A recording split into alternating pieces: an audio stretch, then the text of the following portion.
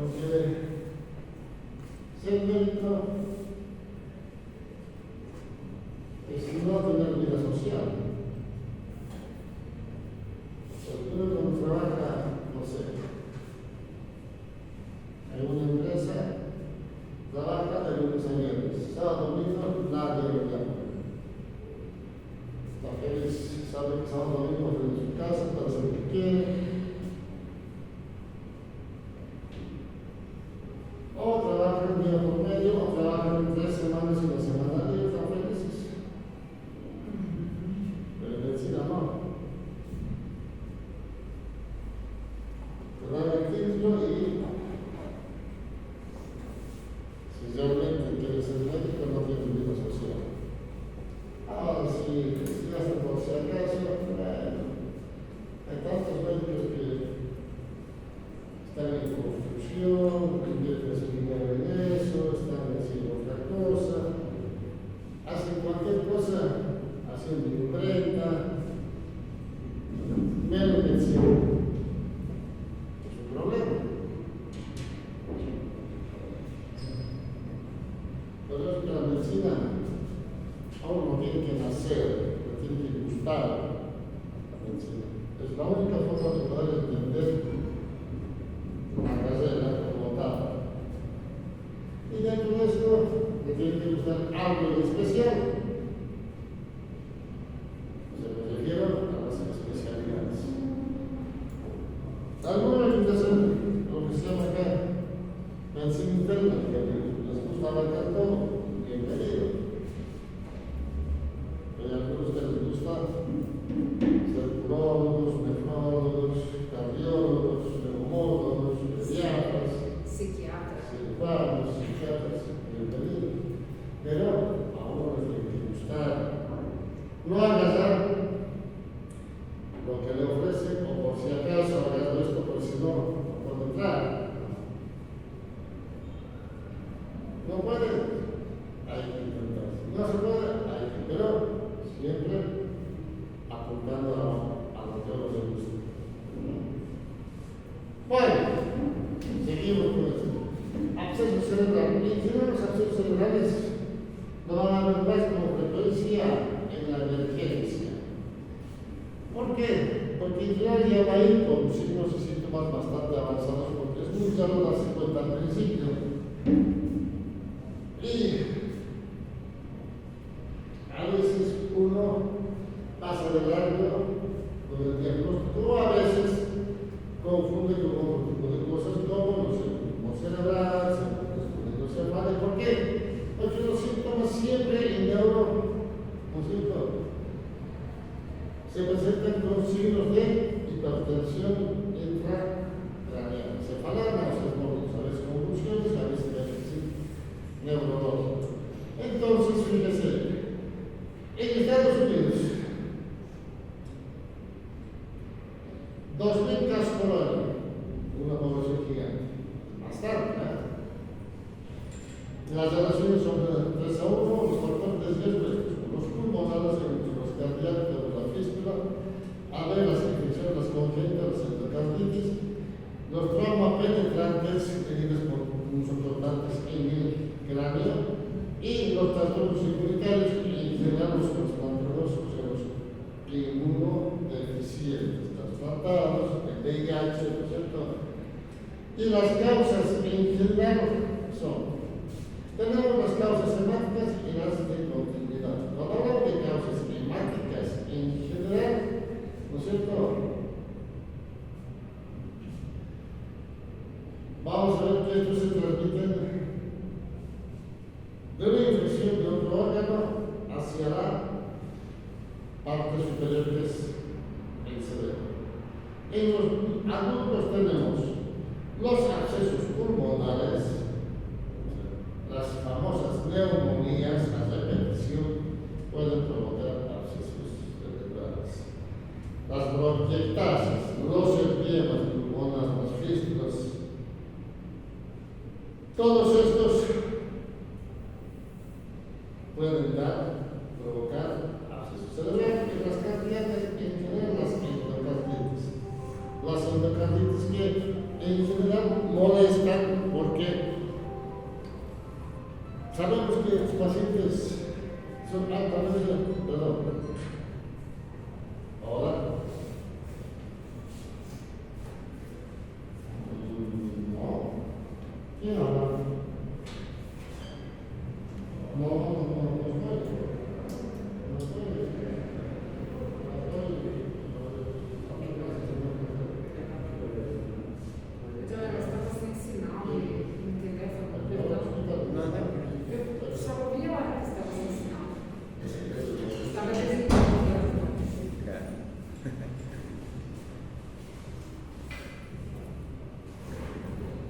Bueno, entonces tenemos los gastrointestinales, que también aquellos pacientes que sufren infecciones a repetición, ¿no es cierto?, pueden provocar, y los abscesos mentales, los famosos caries, y en general, ¿no es cierto?, la gran mayoría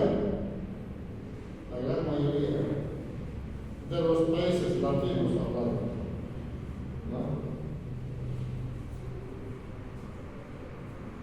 no van al control dental semestral anual. Uno va cuando ya tiene caries o le molesta, ¿no es cierto?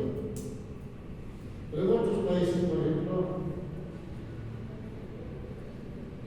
hacen el control mensual riguroso de las piezas dentarias. Por eso que los odontólogos ganan muy bien. Todos los meses vamos a controlar. Y probablemente por esto, ¿no?, evitar cosas que afecten. Y en los niños, en general, las cardiopatías. Las cardiopatías congénitas ya nacen con esto. Nacen con esto. ¿No es cierto? Son pacientes cianóticos, ¿no es cierto?, que tienen problemas en el corazón. La comunicación auriculoventricular, la famosa tecnología de Fallot, todas las cosas que ya saben ustedes, ¿no es cierto? Estos pacientes sí son candidatos a hacer abscesos cerebrales. Por continuidad, las famosas sinusitis, la sinusitis frontal. Esto en general se presenta en qué pacientes? En pacientes adultos. En los pediátricos no. ¿Por qué? Porque el seno frontal no existe cuando es paciente pediátrico. En la medida que uno va creciendo, se va haciendo la cavidad neumática en el hueso frontal. Por el valor de sinusitis, no se hablamos de los adultos. Mientras que las otitis y mastoiditis en general es más frecuente ¿dónde? En los pediátricos. ¿Por qué?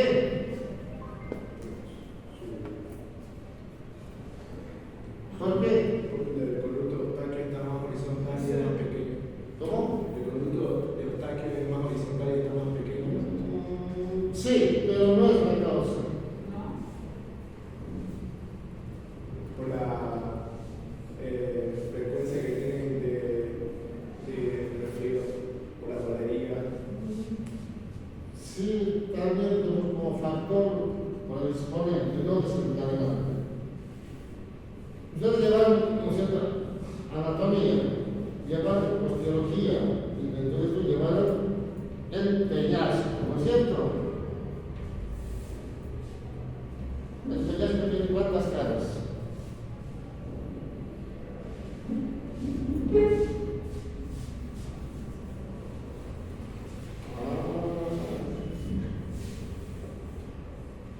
Claro, por ejemplo, si no vamos a atrasar mucho.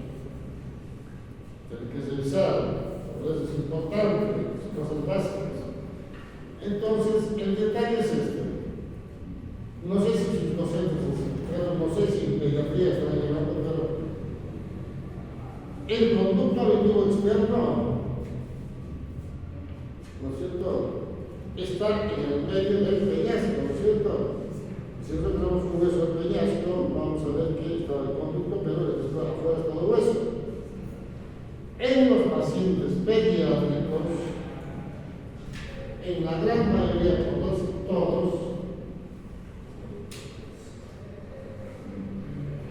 una de las paredes, la pared superinterna o superior, superposterior, es una membrana. Que todavía no, esa membrana con los días, por meses, los años se va a ir dosificando y va a provocar, hacer una pared ósea. Entonces, estos pacientes que se los pequeños fundamentalmente se enferman de otitis, fácilmente se van a contagiar y van a pasar a la cavidad por la membrana esa. Eso es osteología, eso debería haber llevado en anatomía y también en pediatría. Esos pequeños detalles, digamos, se hablan cuando ustedes están avanzando con las otitis en otorrino o en pediatría, tendrían que explicar eso. ¿No? Entonces, fíjense, esos pequeños detalles tenemos que tomar en cuenta, las famosas mastoiditis temporal también. Otra de las cosas es trauma penetrante. El trauma penetrante muchas veces hay medidas callejeras, un clavo, una estaca, no sé, que abren la cabeza y rompen al trabajo y vienen a veces al hospital porque los fotos ven con una estaca en la cabeza, un cuchillo, un machete, ¿no es cierto? Hay fotos. Bueno, esos son trauma penetrante que van a, con seguridad, provocar absceso cerebral. Otra de las cosas es la colocación del captor de pico. Porque para eso tenemos que perforar el cráneo y con un aséptico que sea, tiene que ingresar al parénquima cerebral y eso tiene que quedarse por lo menos 10 días. Tenemos 10 días de puerta de entrada para hacer las famosas tracciones que actualmente ya no se hacen muy poco. Había un compás de tracción en los pacientes que tenían lesiones cervicales y se ponía el compás y se traccionaba por una semana, 2 semanas, 3 semanas. Entonces, el riesgo de tener los abscesos era muy frecuente. Entonces, fíjense, todas estas cosas pueden provocar abscesos cerebrales. Entonces, cuando nosotros vemos a algún paciente con alguna de estas características y sintomatología de hipertensión cerebral más fiebre, si quieren, tenemos que sospechar que tiene un absceso cerebral, ¿no es cierto? Ahora, ¿cuál es el género más común? Todos, la mayoría, yo cuando preguntaba antes de esto, lo decía, el estafilococo es lo más frecuente, ¿no es cierto? En el lenguaje nuestro. Pero no, es el estreptococo. El género más frecuente. Y después viene el anaerobio, las enterobacterias, los pacientes traumáticos, pediátricos, el Staphylo aureus recién cuando ingresa tejidos de la superficie hacia la profundidad de las heridas traumáticas. Ahí sí, ese es el estafilococo. Después vamos a encontrar múltiples gérmenes, 2 o 3 gérmenes en el mismo absceso. Es por eso que muchas veces inicia el tratamiento y el paciente sigue con la misma sintomatología, se hace el control, el absceso sigue creciendo. ¿Por qué no? ¿Por qué no responde? Porque probablemente tenga varios gérmenes, ¿no es cierto? En las perfilos, en general, esto es en los inmunocomprometidos, los trasplantados, los VIH, ¿no es cierto? En los lactantes menores de 1 año, en general siempre se debe sospechar bacilos de la melaninosis. Y eso es lo que decía lo general. Y en los pacientes que tienen diagnóstico de VIH, si hay un absceso cavitado, tenemos que pensar en una toxoplasmosis. Toxoplasmosis. Primer diagnóstico de imagen hipodensa o imagen sospecha de absceso en un paciente con VIH, primer diagnóstico, toxoplasmosis. Después podemos pensar en cualquier otra cosa. TBC, los famosos tuberculosis. Entonces, los pacientes que tienen problemas pulmonares, eso se ve mucho en los inmunodeprimidos en Bolivia, en los mineros. Estos, por vía endógena, pueden provocar abscesos cerebrales, los famosos tuberculosis.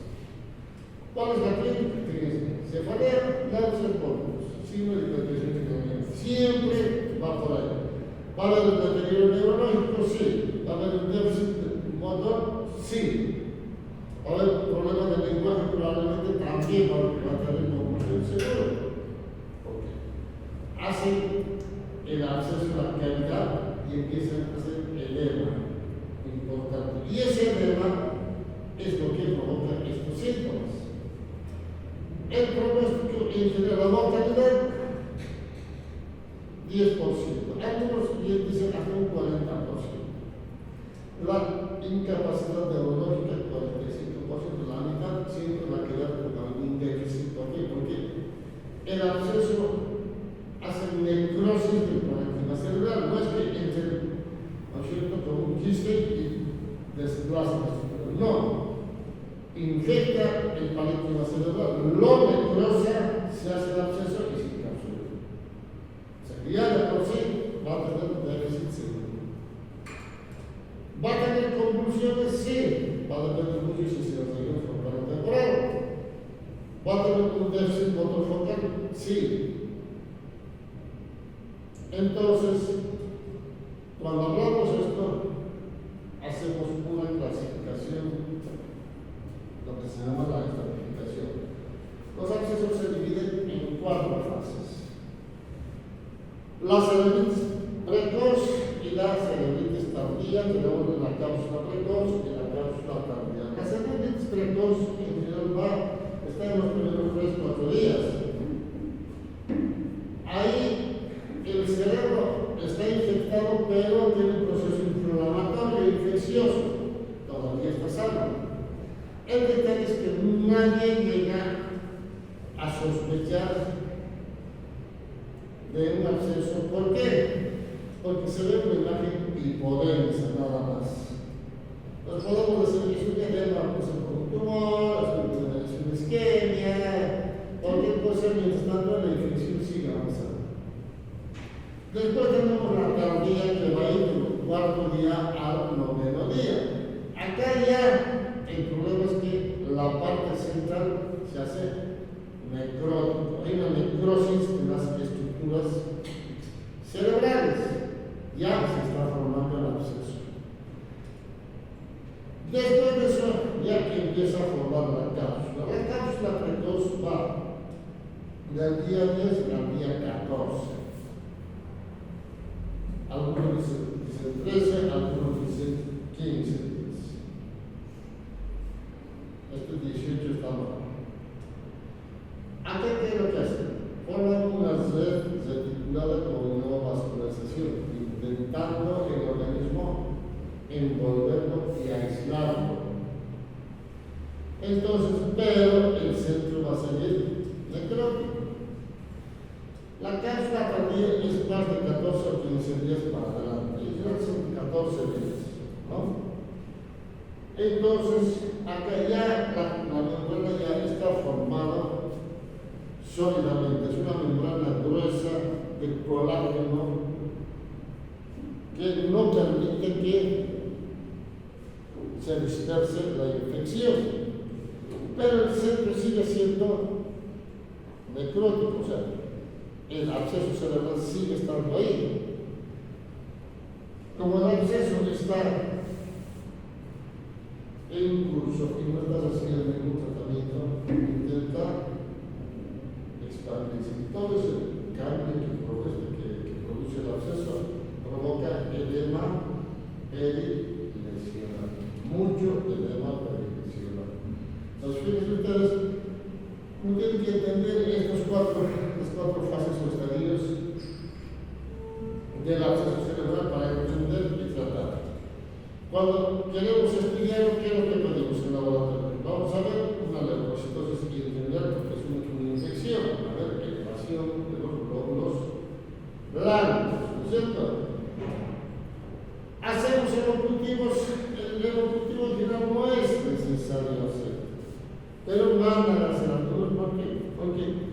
La infección no está diseminada, sino que está encapsulada.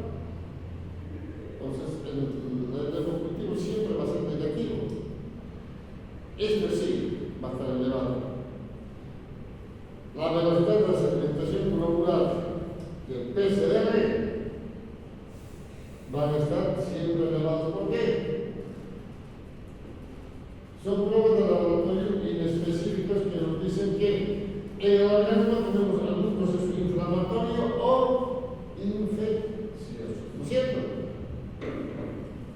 Entonces, algunos prefieren hacer la PL, ¿no es cierto? Cuando hacen una PL, en general la gran mayoría es prácticamente normal, o casi normal. ¿Por qué? Porque tampoco la infección está en el líquido cerebral. Aquí algunos dicen que hay un descenso leve de la glucosa, hay un aumento leve de la proteína. En realidad, nada. No se descarta el germen porque no está ahí. Hay más bien este riesgo de herniación. Por eso que cuando queremos hacer la función lumbar tenemos que tener la tomografía y ver qué cosa antes de hacer la función lumbar. ¿Qué es lo que estamos verificando? En la tomografía. Eso varias veces hemos repetido. Siempre hemos de verificarse que las sistemas técnicas encefálicas estén libres. Porque si están apretadas de alguna función, eso que está apretado es algo que se descienda más y provoca una reacción. Entonces, en palabras simples de la jerga médica, lo enclava al paciente. Se muere. Pero no se muere en ese momento, se muere a las pocas horas. A la hora hasta las 2 horas. Entonces, hacen la función bastante se va. A las 2 horas, doctor, su paciente se murió, ¿dónde se murió? Entonces, mucho cuidado con eso, con esto de la PL. Siempre para hacer la función global, de cualquier patología, fíjense en la tomografía, las sistemas técnicas encefálicas son permeables. En las imágenes, algunos prefieren usar lo que se llama la camografía, ¿no es cierto? Y en esto, el marcador tecnesio 99, que es algo. Dicen que es específico para las infecciones. En general, esto el tecnesio no es específico. La prueba de ciprofloxa, sí, ese sí es para la infección. Esta no es específico porque dice que tiene algo, tiene edema, tiene tumor, tiene inflamación, tiene úlcera. Algunos hacen la espectroscopia. En algunos pacientes, en algunos casos, en vez de gamografía, van a escuchar el centellograma, que es lo mismo. Entonces, mejor hacer una tomografía. En la tomografía, ¿qué es lo que vamos a ver? Si nosotros vamos a ver la fase de cerebritis, vamos a ver primero, digamos, algo inespecífico, o a veces como un retraso de anillo, como que se va formando, digamos, ¿no? La cerebritis, si quieren, tardía.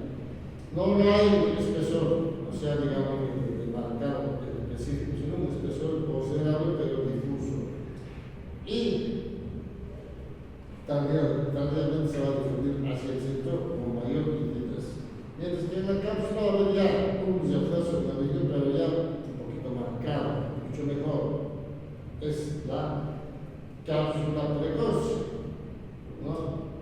El centro en general siempre va a ser hipodenso porque ya el tejido está entrando en el periodo de formación de absceso.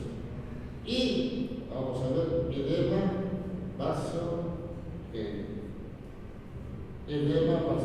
no citotóxico.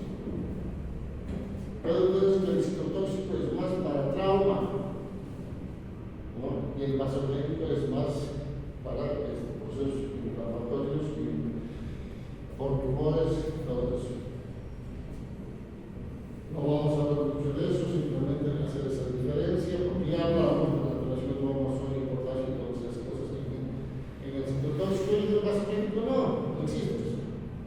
Entonces vemos la tomografía, entonces vemos esto, fíjense. Cuando yo veo que aquí, con seguridad, para mí es un absceso, y para ustedes también tiene que ser un absceso. Fíjense, cómo se fuerza espontáneamente la la cápsula, ¿no? Y que todo esto es edema. Fíjense, todo esto es edema, entonces el paciente puede tener déficit hasta acá. Entonces, ¿yo qué hago? Empiezo a operar, y fíjense, se abre el cráneo y se intenta abrir, y por eso se rompió la cápsula, y fíjense, el contenido pulmonar. Pero esto es lo que nunca se debe hacer. ¿Por qué? Porque generalmente lo estoy dispersando por todo el cerebro. ¿No es cierto? Es bastante peligroso, pero bueno, ya que se rompió, ¿qué hacemos? Abrimos todo para sacar todo el contenido. Y fíjense el espesor de la cápsula. Fíjense el espesor. Por eso es encapsulado, por eso es que el absceso no se dispersa. Pero también tenemos que sacar íntegro, sin romper. Ese es el sentido. Cuando rompemos no tiene sentido, porque estamos contaminando. Cuando de cualquier manera se tiene que sacar, lavar bien, dejar antibióticos, y a veces es mejor sacar estos íntegros. Esta imagen por acá, se saca íntegro, se corta, se suelta. De la cápsula, el absceso, bueno, si sacamos esto como un tumor, el paciente prácticamente está curado, ¿no es cierto? En la resonancia, ¿cómo se ve? La cerebritis en T1 es hipotenso, en T2 hipertenso. La cápsula en general en T1, la parte del centro es hipointenso, mejor dicho, la cápsula es hiperintenso y el edema es hipointenso. En T2, el centro es hiperintenso porque es bastante líquido. La cápsula bien delimitada se ve ligeramente hipertenso, ligeramente hiperintenso, algunos dicen, pero bien remarcado, y el edema es hiperintenso por ganancia de A. ¿Cuál es el tratamiento de esto? Siempre es combinado. Quirúrgico, antibiótico y buscar el foco primario, la fuente de donde está provocando ese absceso cerebral. Entonces, ¿qué es lo que se hace? Tratamiento antibiótico. Cuando hablamos de tratamientos directamente, sin hacer nada, son abscesos pequeños, menos de 3 centímetros, para empezar. Segundo, cuando vemos abscesos múltiples pequeños en un hemisferio y en otro, no podemos estar sacando todo un lugar con el cerebro, ¿no es cierto? Y menos de 2 semanas de evolución. O sea, pensaban que hasta el día 14, ¿no es cierto?, se forma la cápsula, ¿cierto? Son 2 semanas. Cuando nosotros nos damos cuenta, en menos de ese tiempo, intentar hacer antibióticos que tienen buenas respuestas, porque todavía la cápsula no está totalmente formada y el antibiótico puede ingresar hacia el absceso para respirar el enfermo. En las famosas cerebritis, ¿no es cierto?, cuando hay lesión del tronco, absceso del tronco cerebral, no podemos estar operando abriendo el tronco cerebral para sacar esto. Entonces se recomienda hacer tratamiento antibiótico directamente. Y pacientes con derivaciones ventricular-territoriales, en general acá se empieza antibiótico primero, no es exteriorizar nada con tocar por el riesgo de contaminar la prótesis, ¿no es cierto? Una vez que vamos viendo que está mejorando, ahí sí se puede, digamos, devolver el cambio. ¿Cuál es el tratamiento antibiótico que se usa de inicio? De inicio siempre acuérdense que porque no sabemos qué germen es. Entonces tenemos que cubrir todos los flancos. Usamos la vancomicina, la ceftriaxona y el metronidazol. Estamos cubriendo. Gram negativos, gram positivos, anaerobios, aerobios, ¿no es cierto? Gérmenes comunes, tenemos que cubrir todo. Y cuando es traumático, podemos agregar la rifampicina. Los fines de la solución tienen que ponerse a pensar en todas estas cosas, en todo esto, para combatir lo que es el absceso cerebral. Doutor, por favor, por ejemplo, vamos dizer uma pessoa, por exemplo, tuberculose, está com tuberculose, está com abscesso e está com tuberculose. O medicamento para a tuberculose pode mascarar ou curar o abscesso? No, si tiene tuberculosis sigue haciendo su tratamiento Ele já sim. ¿no? Porque se supone que sí tiene tuberculosis y tiene absceso, probablemente no sea por la tuberculosis. Porque sí, si fuera por la tuberculosis y estás haciendo el tratamiento, no tendría por qué tener el absceso, porque estás recibiendo el tratamiento. Se cura, não? Lo más probable es que sí, por ahí sí tiene un absceso tuberculoso, pero en general siempre aparecen otros gérmenes. Entonces, hasta no estar seguro, independientemente de lo que estés recibiendo los tuberculostáticos, tengo que agregar esto.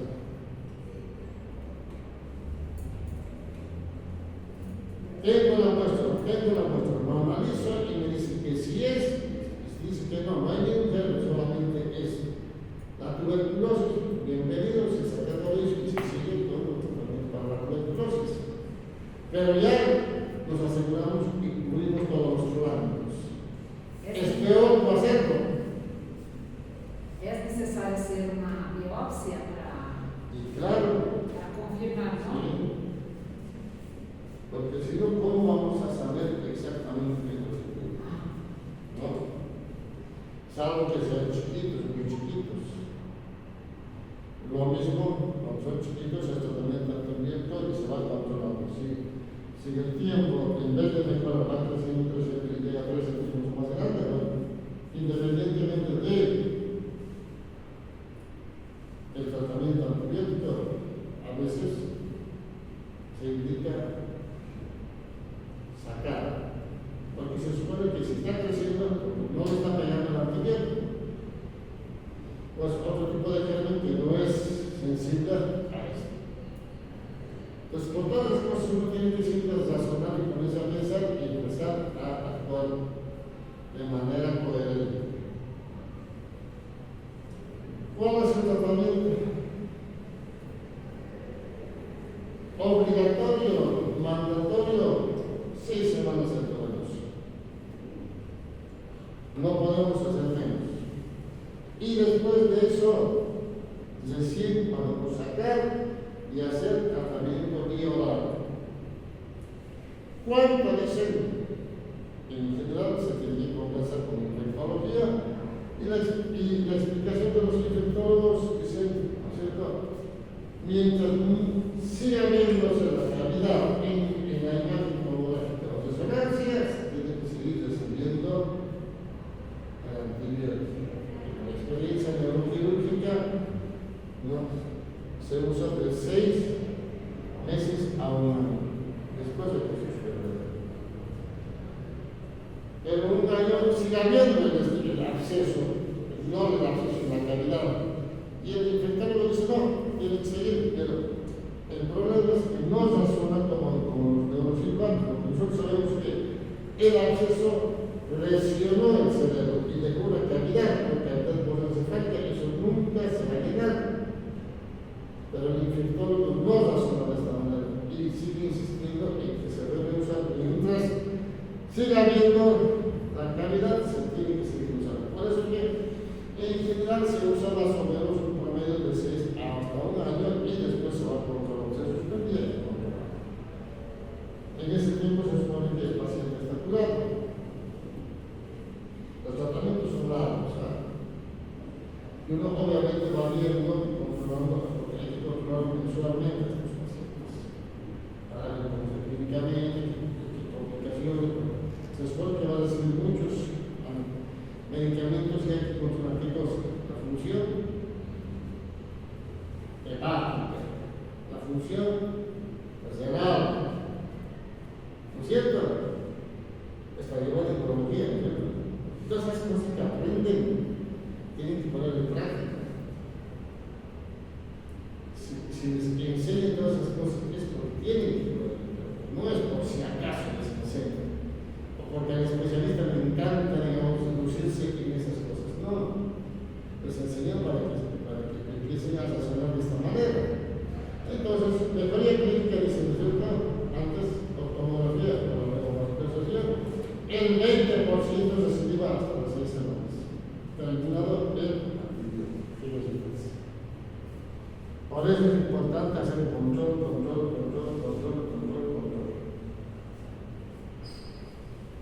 Perdón, y la parte de una vez ya curada esta con los antibióticos, de todos modos hay que sacar la cápsula.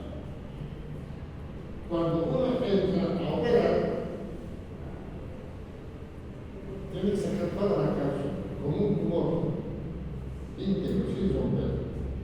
Entonces ahí uno se asegura de que la infección está afuera.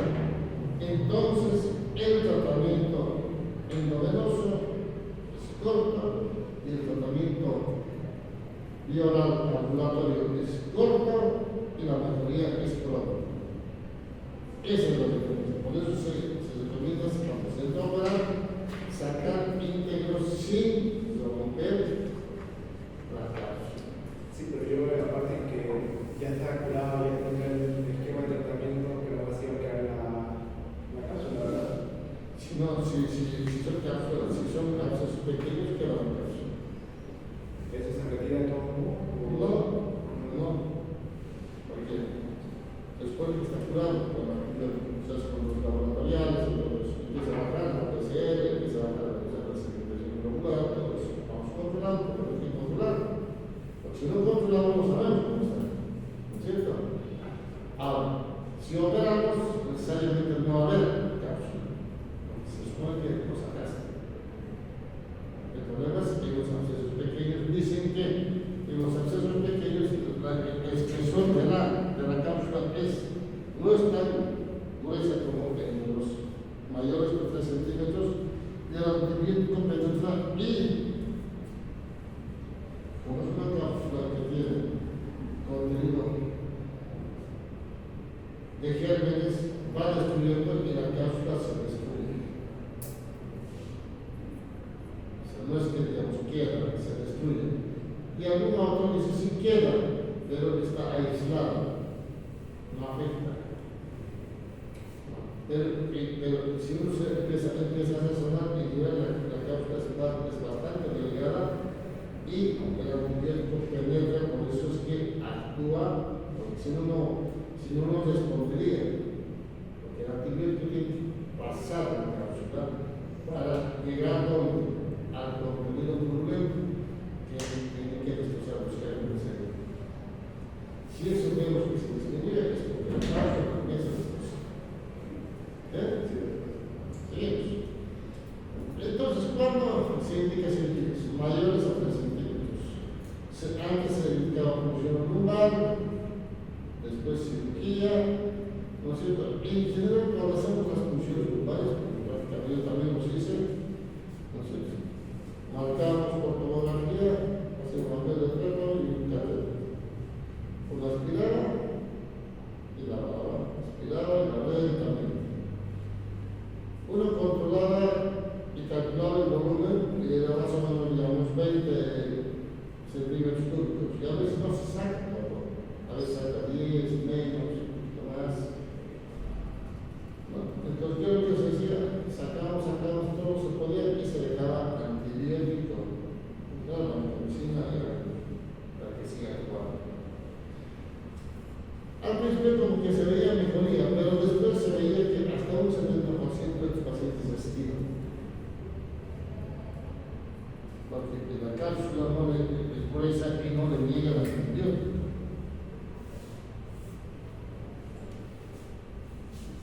Entonces se recomienda hacer la extirpación de toda la cápsula, íntegra sin romper. Entonces ahí nos aseguramos de que, ¿no es cierto?,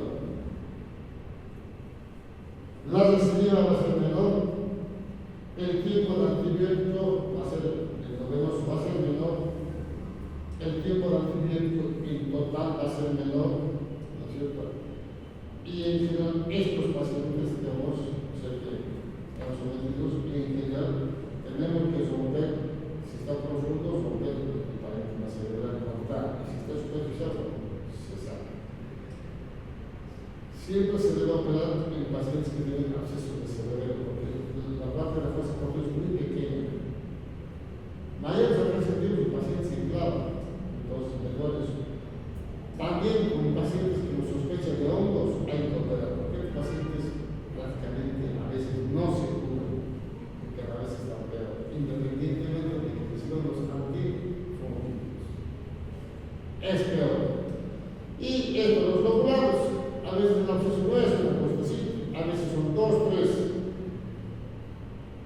Uno evacúa y los otros siguen estando. Es mejor sacar. Y tenemos que mandar a cultivo. ¿Qué es lo que pedimos?